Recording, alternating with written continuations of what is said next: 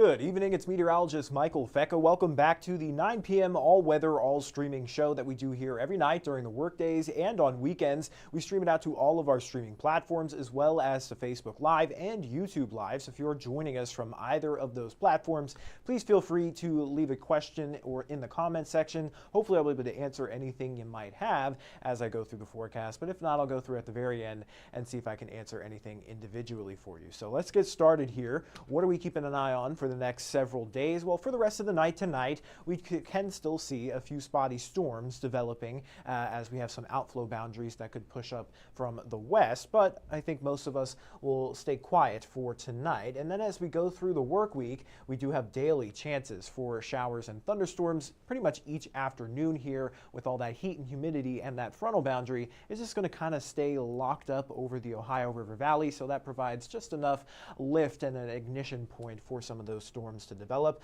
And then of course, as we go through the rest of this work week, we will see seasonably hot and humid temperatures, so it won't be completely out of the ordinary, but still continuing on here with temperatures in the upper 80s to lower 90s, with dew points unfortunately likely stifling, or likely in that muggy to stifling category through next week. So while the heat itself won't be too bad, the humidity is still going to make it feel pretty hot out there. So that'll be the things that we're watching as we go through the rest of this work week. But here's a look at our current setup right now. We've got this high pressure system kind of anchored over the northeast right now. We've got post-tropical storm Chantal that actually made landfall last night or early this morning and is already getting pushed up to the north through the mid-Atlantic. And then we've got this frontal boundary here draped over the Great Lakes region, extending down through the Ohio River Valley and then out into the central plains there. And that is what's kicked off a couple of those showers and storms that we actually saw earlier this afternoon, most of which kind of stayed north of the Ohio River. We didn't really see much action there in western Kentucky. But here's a look at our current satellite and radar. Again, it's pretty much dry across the tri-state right now. We are still watching, this area of showers and even a few thunderstorms that are weakening as they work their way from the west. But as I mentioned before, sometimes they can push out a nice little outflow boundary, and that could pop up another shower or storm as we go through the rest of our night tonight. But then as we get into the middle of the overnight hours, with the loss of daytime heating, we really won't see much until we warm back up as we get into Monday afternoon.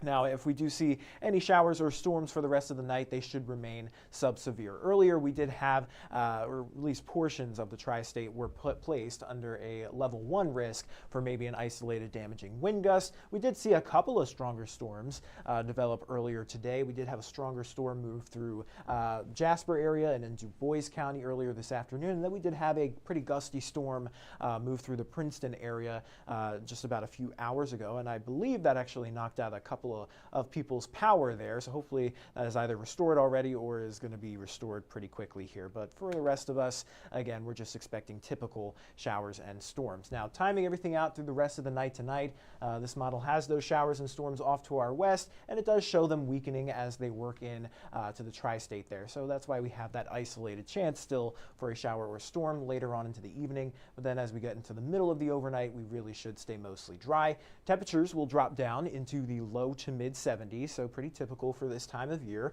Winds will be out of the southwest between 2 to 6 miles per hour, and that's just going to continue to funnel in some of that humid air. So it's still going to be pretty muggy overnight tonight with partly cloudy skies and that chance for an isolated storm.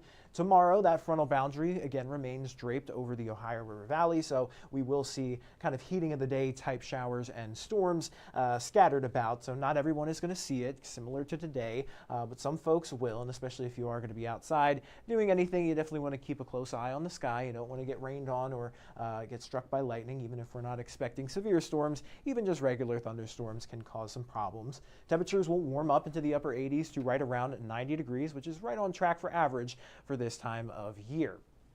Now, looking at the future radar for our Monday, you can see we've got some showers and storms kind of bubbling up right along this frontal boundary. You can actually see that frontal boundary within the model here. If you look closely at the wind barbs, we've got winds out of the north, pretty much north of I-64, and then winds out of the southwest, south of I-64. So that's kind of where the boundary is. And then with the heating of the day, we'll see a couple of showers and storms bubble up from that. And then as we go into Monday night, it looks like the coverage of those showers and storms decrease, but again, we still hold that isolated chance through the overnight hours and into Tuesday. Now, looking at our storm risks through this week, again, we're not really outlooked for any severe weather on Monday. We do have that marginal risk for southern Illinois as we get into Tuesday there, and that would also be for possibly an isolated damaging wind gust. So nothing too serious or out of the ordinary here. We oftentimes, anytime we get thunderstorms, have that level 1 marginal risk. But I do think what it might be more of a hazard as we go through the rest of this work week with any of these showers and storms that develop is that locally heavy rainfall. So that could lead to some isolated areas of flooding, especially if you get caught under one of those slow moving storms or you get some storms to train over the same places more than once. So not looking at a widespread flash flooding threat there, but again, if you live in a flood prone area, you know your storm drain's always clogged when you get heavy rain, maybe consider keeping those clear to prevent any hassle for you. So keep that in mind. We do have that threat pretty much Monday, Tuesday, and even as we get into Thursday there. So we'll be looking at that through the rest of this work week. But timing everything out for Tuesday, Wednesday, Thursday, and into Friday, we're looking at the longer range European model here, and here we are Tuesday early in the morning hours. Again, a few isolated spot showers possible then, but once we get into the heating of the day, you'll see a little bit better coverage of those showers and storms. And then as we get into the overnight hours, it kind of falls apart. And then here we are in the heating of the day on Wednesday. We'll see more scattered showers and thunderstorms. I think the coverage of this action is going to be greatest maybe Wednesday into Thursday. And then that continues with that isolated risk for Friday into Saturday of next week. It looks like a cold front maybe tries to work through the region by next weekend, which would maybe organize some better chances for showers and storms. But at this point, that front or these frontal boundaries are a little bit hard to predict exactly where they're going to land. So I wouldn't put too much faith in these models, especially all the way out for next weekend. A lot of the times with these summertime pop-ups, they struggle with finding that low-level moisture, which is kind of what's necessary for those storms to bubble up. But looking at our outlook for precipitation as we go through the middle of the month of July, it looks like we will stay or at least have chances for above average precipitation. Not great chances, but at least slightly above. And then looking at our temperatures, it looks like we'll remain right around normal or even slightly above with that as well as we head through the middle of June. So looking at our next 7 days in terms of our temperatures, average highs are hanging out in the upper 80s to around 90, and that's where we'll stay as we go through pretty much the entirety of next week, and that is thanks to those showers and storms. If we didn't have any showers and storms, we'd probably be up in the mid to upper 90s again, and it would be a really, really sweltering heat. So they are providing at least some relief for us here, even though it is going to be annoying each afternoon. You kind of just have to play your cards right, and if you see a shower or a storm, maybe move things inside if you are outside. If not, you can continue to go about your day. But looking at our average lows, usually topping out in the upper 60s, so our overnight lows are maybe a little bit elevated there due to those higher dew points. Now, speaking of dew points, let's take a look at that dew point trend. As I mentioned, it's felt decent, right? It hasn't been refreshing these past few days, but at least through the middle of last week and then pretty much leading up through the 4th of July, we were in that humid category, which is very tolerable for this time of year.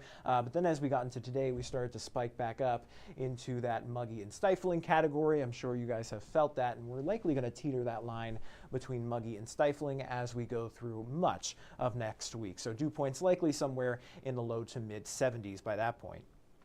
And now taking a look back so far at the month of July, now that we've kind of completed our first full week here, every single day for the month of July so far, we have topped out in the low to mid 90s, which actually continues our heat wave that we were dealing with just last week as well. So it has been hot and will continue to be hot here as we go through the next several days. But again, those showers and storms may be helping to keep those temperatures right around upper 80s and into around 90 degrees. Now looking at our precipitation, we've had a couple of showers and storms kind of bubble up through the afternoon there. So we caught a few tenths of an inch so far for the month of July, around 0.21 inches of rain, and that's recorded at the airport. Of course, if a shower or storm moves over your house, it's not going to be recorded at the airport, so I'm sure you guys maybe have a little bit of a different story if you have rain gauges in your backyards. We love if you guys send us reports if you get a shower or a storm. That really helps us out kind of getting a feel of who's seeing rain and who really isn't so far for the month. So that's always helpful. And that is a pretty much a look at all the forecasts there. So here's a look at, just to wrap it up in your 7-day forecast. Again, daily chances for showers and storms likely throughout the entirety of the week. Not one single day is going to be a washout. There is still going to be plenty of dry time, even in the middle of the day when we're expecting the greatest coverage of those showers and storms. I mean, if you were outside today and you didn't see any showers or storms, it was just a nice, sunny, hot day for you. So that's really where this depends on where you're standing through much of this week. But temperatures in the upper 80s, lower 90s, lows in the lower 70s. So that is the forecast there. It looks like I see a couple of comments, so let me take a look at what you guys are saying. It looks like Jeanette says, good evening. Lacey Martin. Looks like our director trying to scare me here. This is Caleb. Sometimes when I have technical issues, he comes in and helps me here. Can you hear? We've got special guests. How are you? I'm doing all right. No technical issues tonight. No technical issues tonight. He's just having fun with us here. It's a weekend. It's a little different. It's the weekend. It's a Sunday. We love special guests. I'm sure everybody in the comments is excited to see Caleb. Usually when you step in, we get roaring applause from everyone. But looking at some of those comments, looks like some people say they have 0 inches in their rain gauge there at Bosse Field, but had a few large raindrops earlier. What about you? Did you catch any showers on your way in today? No, I've been down in the Evansville area, though, so I've not been going up to Petersburg. All right. So let's see what else everybody has to say. It says they downpoured pretty good off of Oak Hill earlier.